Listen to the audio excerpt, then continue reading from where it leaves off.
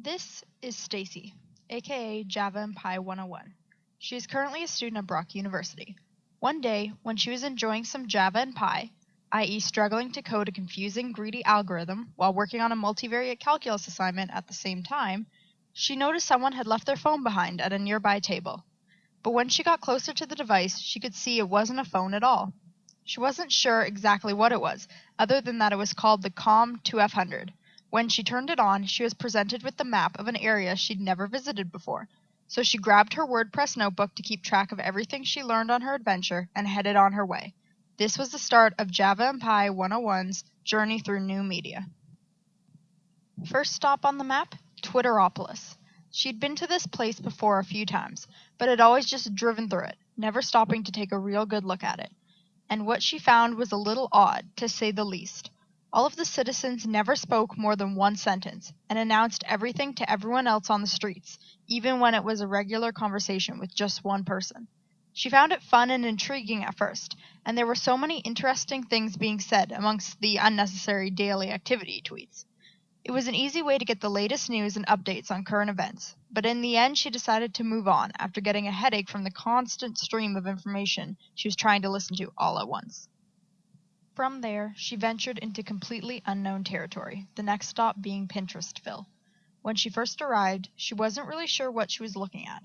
It seemed almost like a library of media, pictures, and articles, with infinite copies of each, where citizens could search and complete their collections and get ideas from others.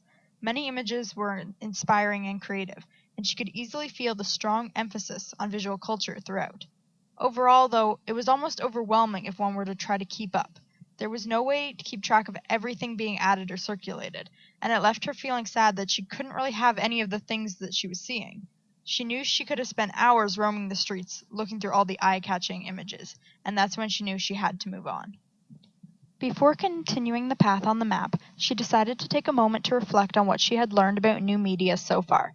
Based on these first two experiences, she was able to conclude that new media can be an extremely overwhelming experience in terms of information and access, without the proper literacies to sort through it all.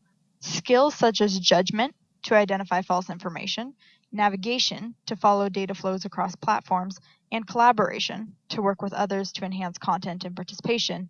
These are all essential for successfully navigating the new media landscape in order to get the most out of your experience.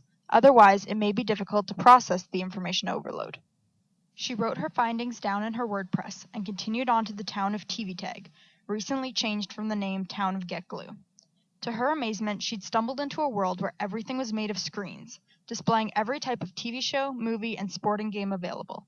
Citizens of the community checked in to watch their favorite shows and movies together, discussing plot twists and epic scenes, speculating possible outcomes of upcoming episodes, and reminiscing about old favorite moments. Stickers are also collected as souvenirs of big TV moments in the town, given to everyone who attend the event. She was amazed at how tight-knit the community was, as well as how open and inviting they were for her to join their world, more so than anywhere she'd been so far.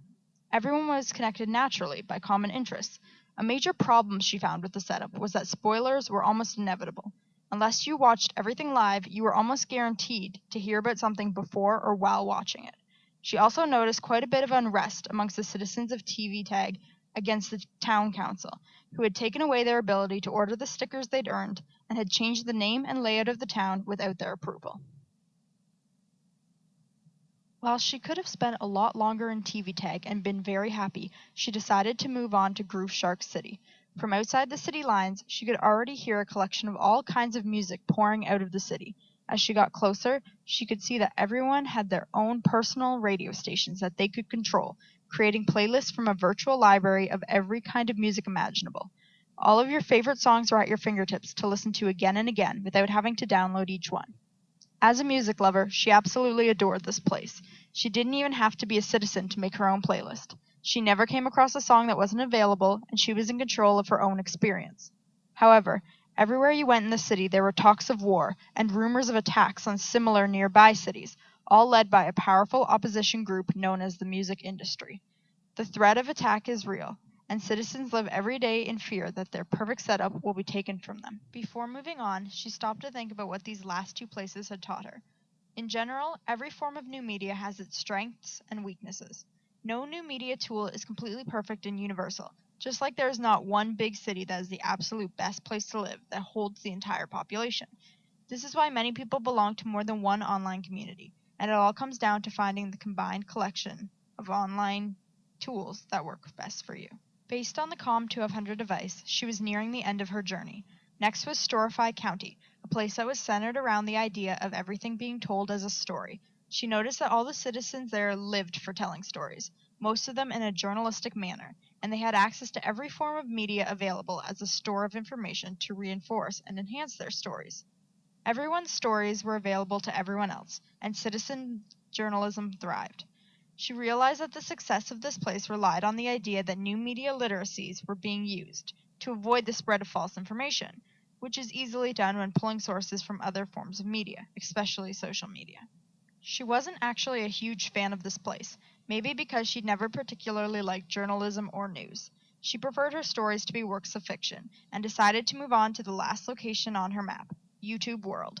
She'd been here before, many times, but hadn't even scratched the surface of everything there is to do and see. The creativity and diversity was far greater than anything she had seen up to this point, in both products and people. Some people spent their time remixing other media, others filmed original raw footage, and some created a combination of the two. The result was a truly complex world where productive users live and thrive. As she had reached the end of the COMM 200 map, she took a moment to think again. These last two places had taught her that new media is able to give anyone and everyone a voice. An audience is not guaranteed, but everyone now has the opportunity to be heard and to make a difference. An environment like this will naturally lead to citizen journalism, but also to new forms of expression, new wrongs to be righted, and new voices to be heard. When she thought about it, she didn't know if she'd ever go back to visit any of the places she'd been, other than YouTube World. The map on the COMM 200 had ended, but this is not necessarily where the story ends. The device had led her right to a crossroads, with many options ahead to explore until she could find a place and a community to call home.